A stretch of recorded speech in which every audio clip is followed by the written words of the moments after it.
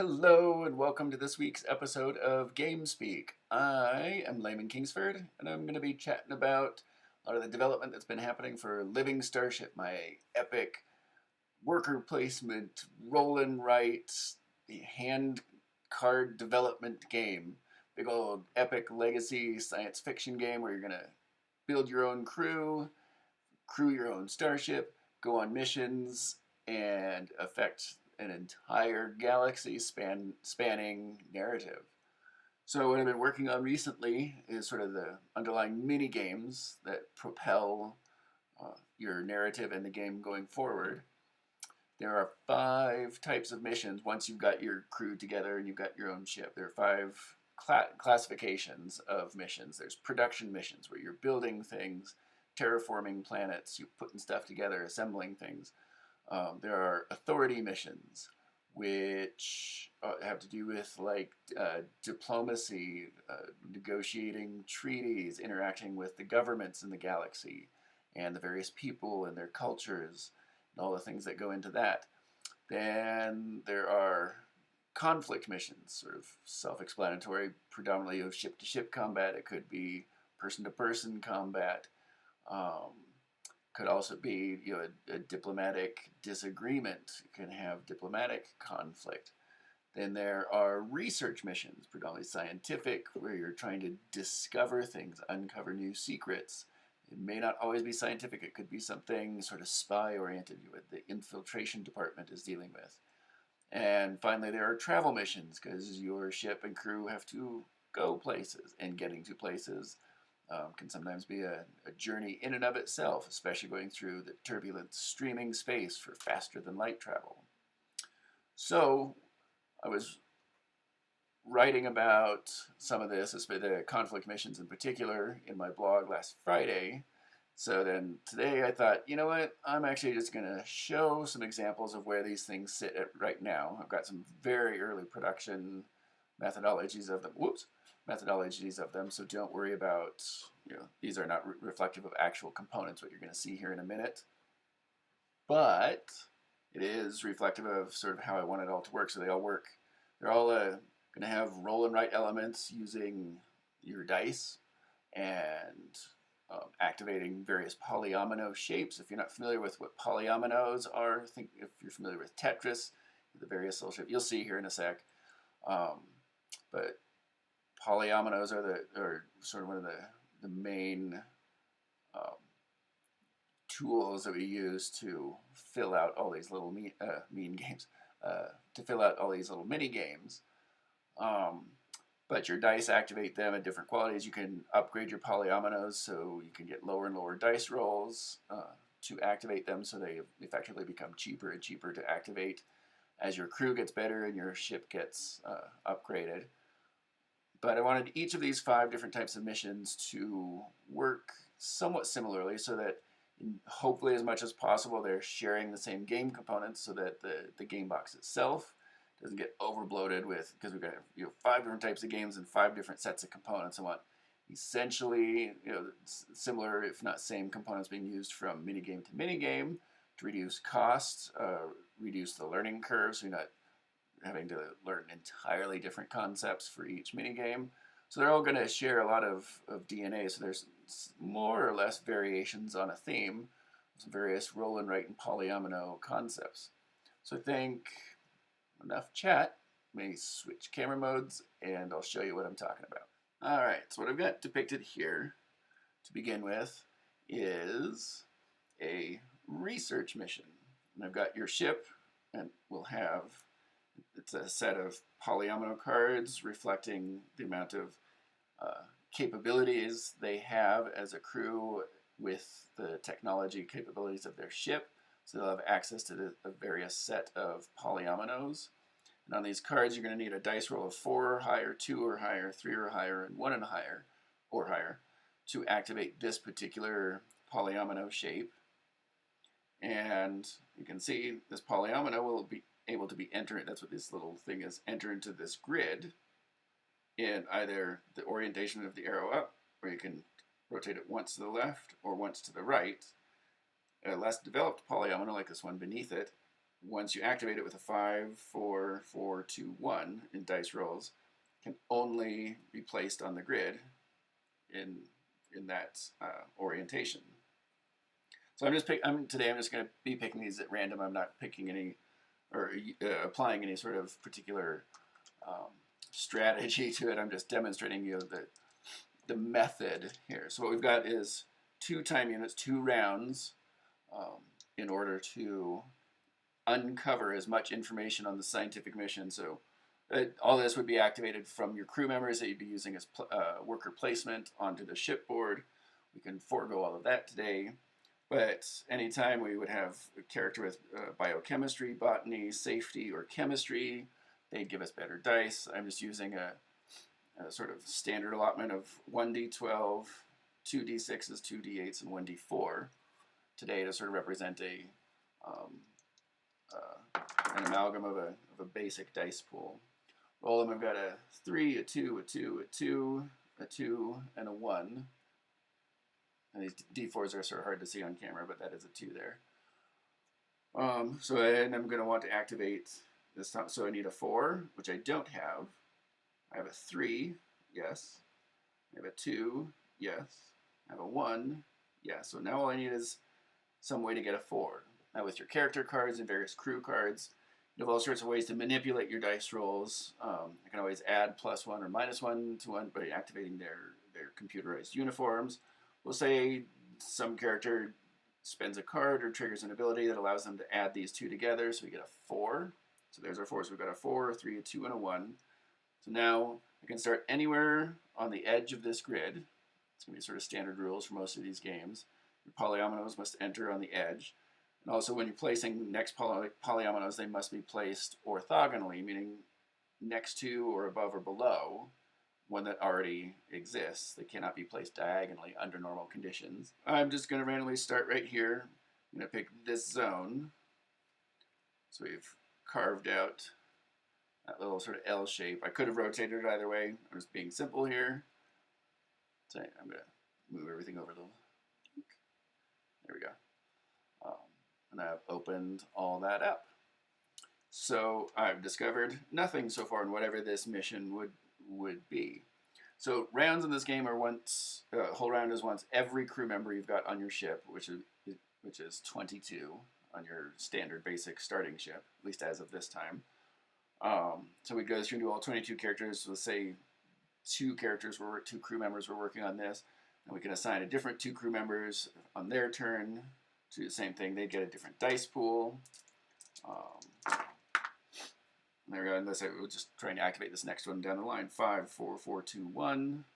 Don't have a 5. We have a 4 and a 4 and a 2 and a 1. We have a 3 and a 0. So just for simplicity's sake, they spend cards, activate ship abilities that allow them to increase that one to a 2 and then add them together for a 5. Would have been a bit costly. So this one can only be entered in this sort of U shape, if you will. So I could do it up above the existing one, so I think I'm going to go ahead and do that. So what these are going to be, what I'm envisioning right now anyway, is going to be like little scratch-off stickers, because there's sort of fun in discovering, uncovering information. Why it wouldn't be, what I'm hoping to avoid is have this where it comes with a pre-printed grid with the information on it, and then you have to cover it up with tokens. That's a bunch of labor to set up, which just impedes the flow of the game. And also it's kind of fiddly. And then also whoever has to set it up will have seen what's underneath this, which sort of gives away some of the thrill of discovery, which is what I want these research missions to be all about. So anyway, what I'm thinking is these will be pre-printed and have like scratch-off bits, so you're scratching off the shapes and uncovering what's underneath them. The downside to that is that means it's a one-use card. This being a legacy game, that's not necessarily a bad thing. My ideal hope is that at least most, if not all, of the elements of the game can be replayable outside of the legacy method.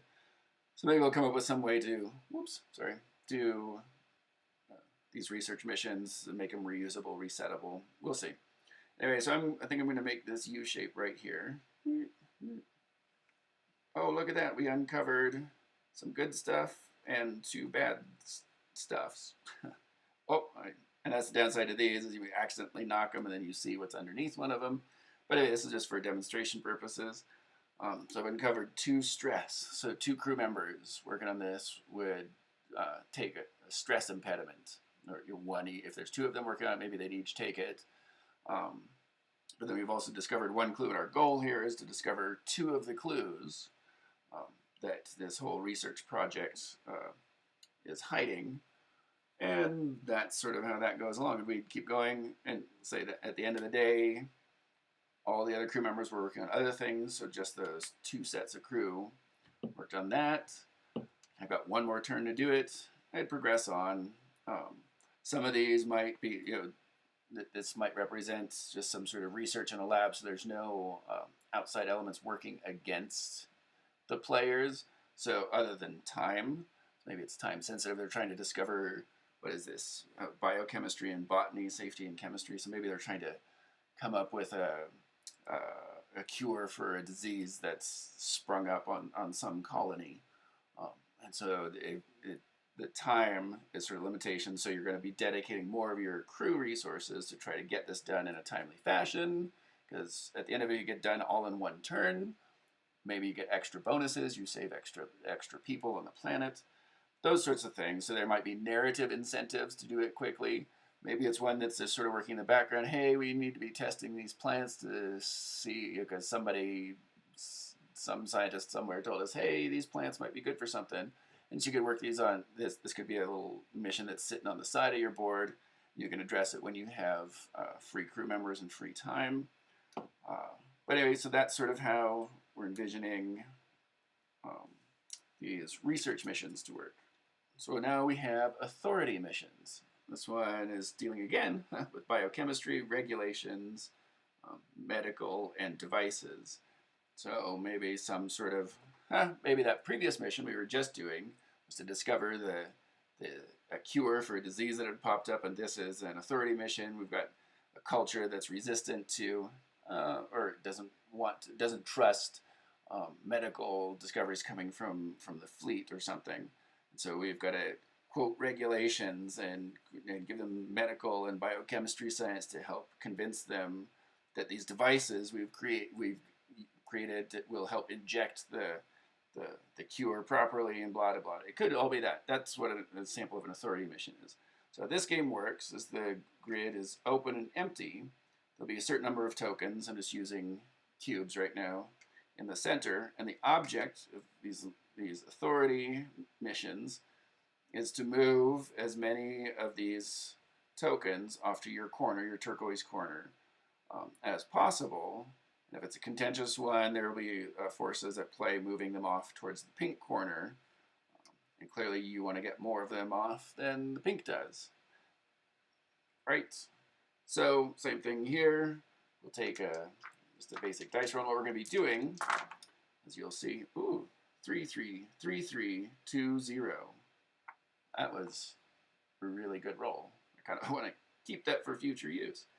But anyway, so what we're going to be doing here with the polyominoes is I've decided I can't rotate this. There are abilities on the ship we have, so maybe we'd have to use a couple of our dice results to say, hey, I want to rotate this shape and put it in here. I have to start it at a corner. So my goal is these tokens can only move along paths I've created with polyominoes. So, I don't know.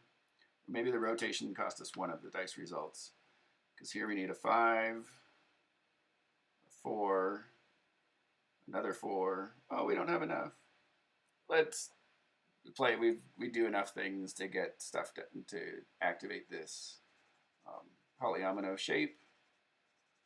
I started on one of these sides, fill in that shape. I've paid whatever it was I needed to pay to rotate it, even though it doesn't normally rotate for free, because we haven't upgraded this shape itself. And now, what's going to be happening is, so that I've now created a path to clear these off the board. This is a contentious one, so there might be dice. Move this over. So the game itself, the narrative, will create this shape on the board. Wow, that's a hard one.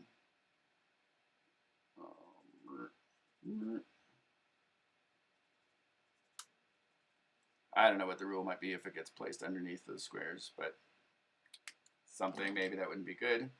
But their total dice roll would have been one dice roll for each of these 6 spaces. So 2, 3, 4, 5, 6, 7, 8, 9, 10, 11, 12. So 6 dice, they get a total result of 12. So what we have here is, let's say our total dice roll was 4, 5, 6, 7, 8, 9, 10. So we had a 10 on this dice roll, because let's say we rolled exactly the numbers we needed. Rolled dice to determine what the value of, do it this way, the pink narrative plot card is. They have a 12, so 12 minus 10 is 2. So they get to move one of these things 2 spaces, 1, 2. And this would progress in various ways. Not quite sure yet how additional shapes will factor into this.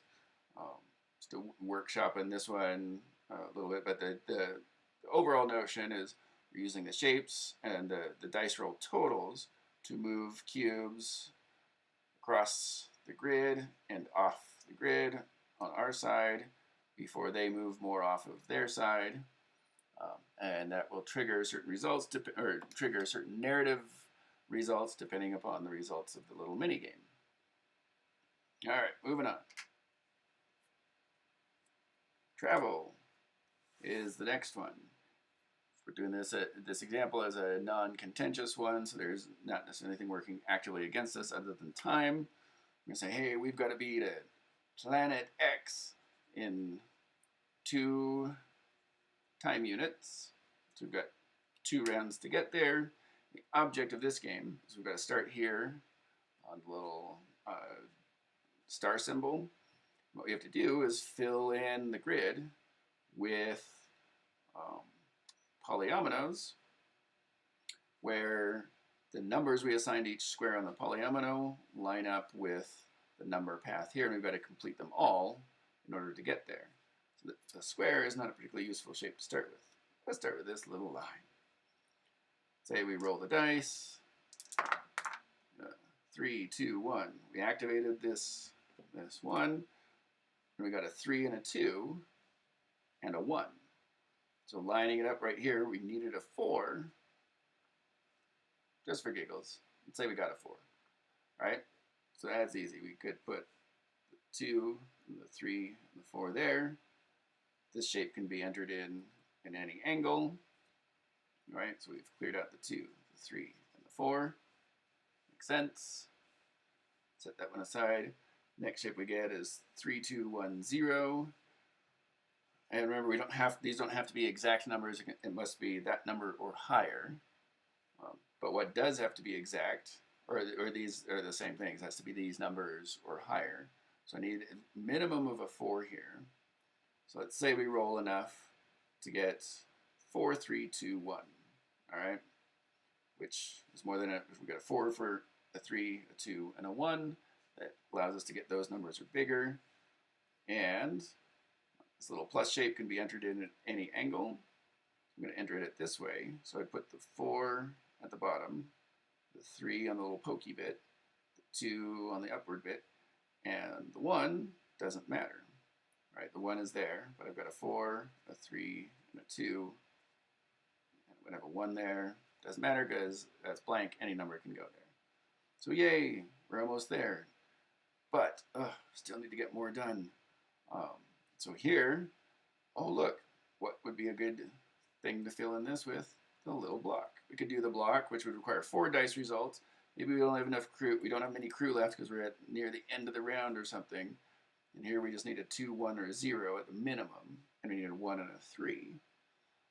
And we could activate the little L shape. So same deal. Say we use 4 dice. Whoops.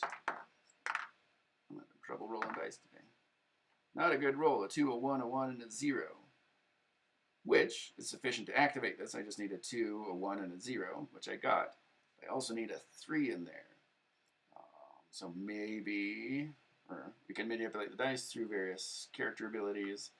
and we do enough. So let's say we get it. We got our 1 there. Doesn't matter what number goes there. And we turn something into a 3. Got there. And so we made it. Our ship traveled off the board. Yay, we made it. So that's sort of a little, I don't know if it's not really Sudoku-like, but the sort of number and shape matching little puzzle activity game. And that's how currently the travel missions are working. All right, next, production. Most straightforward of which, all we have to do here is, again, supply, gunnery, tank. So maybe we're trying to make ammunition for the ship's guns and mecha. And this is very simple. And this, maybe I'll use a different color, where we have to activate these shapes. There aren't any number requirements, but we've got to activate shapes to fill in this specific blue zone. So if I were able to, through my dice rolls, get this going, I can put this shape in at any angle I want. I do have to start it on a side. Maybe I do this, rotate it so it's that way. If I activated this shape next, we'll look at that. And you can do it in any order, but it has to be orthogonal. So you can get a little L there. Roll my dice. I probably wouldn't be using the square because what I need is this L shape. Do we have access currently to this L shape? We do. We can freely activate it, or rotate it, I'm sorry, to that direction. If we get the dice rolls to do that. Again, there might be a time limitation on that if we can get done in 1 round, 2 rounds, whatever. And depending on how quickly we get it done, maybe there are rewards for getting stuff done faster. So that is production, very straightforward. All right, finally, we have conflict. This is representing ship-to-ship conflict, ship-to-ship combat. So up at the top of the board, sort of off the screen here, we would have cards from the enemy ship at the bottom. This represents your ship. So we've got long range, so that's when we're at long distance, medium range, and short range for the most part. In this world, ships are, the fleet ships are just big, have a couple big guns on them. Other ships are lucky to have any guns at all. It's illegal for them to have any anyway, but they maybe only have a couple, and they're going to be firing missiles and whatnot towards your ship. And that's going to be represented by cards entering the grid first at long range. You can see this as a conflict that if it impacts your ship, as denoted by this little symbol here, if it impacts your ship, you're going to take 4 structural damage and 6 injuries will be taken. So it's not sounding good. Kind of don't want this card to make its way down to your ship and impact you.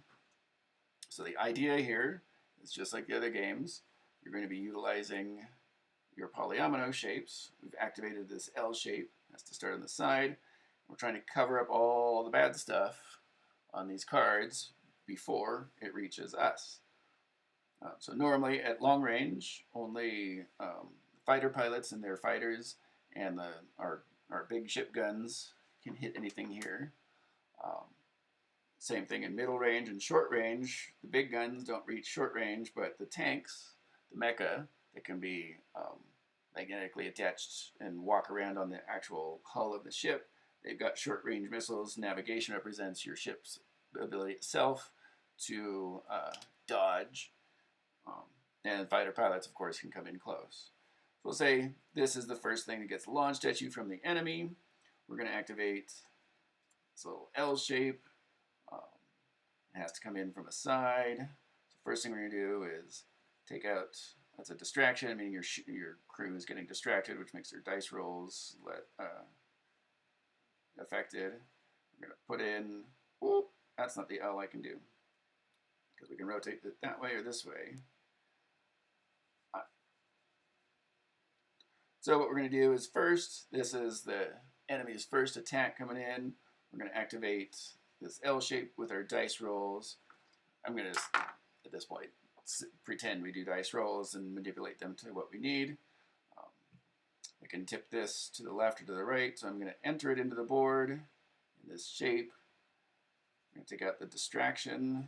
which impedes your crew members, and this one missile. So um, each of those missiles are part of what's doing the damage to the ship. Um, and if you get all these missiles done, maybe this whole attack gets removed even before it reaches you. But now we took that entire turn to make that shape, everything that's still active on here. So somebody would take a stress. We'd lose a time in this case is measured by distance. So it'd go from long range to medium range. I don't know if we need this little marker because you physically move it. So now we're going, oh no, it's about to impact us. What do we do? This shape, even if we turn it in that way, can only get rid of two things. The other L shape could get rid of two things. We'll just do that. Let's say we activate this other L shape, turn it this way, and it takes out this last one. So it does still move. There will be ways that you can get multiple polyomino shapes activated in one turn. Say we do something that prevents it from getting closer this round, so we get one more shape to put in before. All right, no, let's leave it. Let's say that's all we were able to do. So now it moves down to close range. Oh no, it's about to hit us. And remember, that's 4 structural damage and 6 injuries. If we can eliminate everything on here, which we're not going to be able to do in one turn, we would prevent a lot of that. And we don't have, oh, actually this shape would work if we could turn it upside down. So let's say we do that, we spend whatever resources, because it doesn't do it naturally, we're going to have to spend ship resources to rotate this shape upside down. So all we've left with are these two things. Now that I'm doing this, I'm sort of talking through it rather than just thinking through it in my head, realize that maybe, and then an impact, maybe rather than, maybe some of this would be true, but each of these that you haven't activated does additional damage. It's kind of what I'm thinking at the moment. But that's how sort of a ship-to-ship conflict, little mission activity mini game is starting to shape up. So, as you can see, a lot of this is very, very much work in progress. There is some even just very elementary playtesting we need to do to activate these things, or to even make these things actually playable. But what you're seeing here is a little example of sort of the process. So these are some rough concept, proof of concept things that now that we've got them, we've got to play through them, see, oh, we don't, like on that conflict, maybe we don't need that little time tracker along the top because the card physically moves. I put it there sort of as a copy and paste from some of the other types of cards, so maybe it doesn't need to be there on the conflict ones. Maybe crossing off all those icons during the conflict ones makes things less damaging if and when it impacts. I don't know. So these are all things that are just, it gets you the proof of concept, and then you just play it, see if it works. And chances are, small elements, sometimes the entire thing go, nope, this just doesn't work like I think I wanted it to. You check it and come up with something else, and this is part of the design process. So I guess my point in all of that is, for those of you fellow designers, don't get frustrated. It's all about just keep trying, keep doing, rehashing, tweak, change, reshape, remodel, remode, and eventually it works out. And it requires a lot of testing and retesting and rethinking, and then testing and retesting some more. And eventually you narrow it down on what I've found for me is that by the time I'm making mostly sort of cosmetic changes to a concept like these things, then I know I'm really in the zone of it's just about right, right being subjective. But if you're playing stuff and you're having to make big old wholesale changes, you go, nope, this one's still clearly on the drawing board. But there's always changes or things you'll be wanting to do or people will be suggesting. So at some point, you realize the changes you're making are really nominal. It's probably time to call it good. Stamp that one down, move on to the next bit. Anyway, that's my sort of design blog for today. I'm Layman Kingsford, and we'll see you for more GAYme Speak next week. Cheers! Anyway, that's kind of what I got for my little game design blog today. So whether you're moving meeples, drawing cards, or rolling dice, just keep gaming, and if you're a designer, keep designing. See you next time.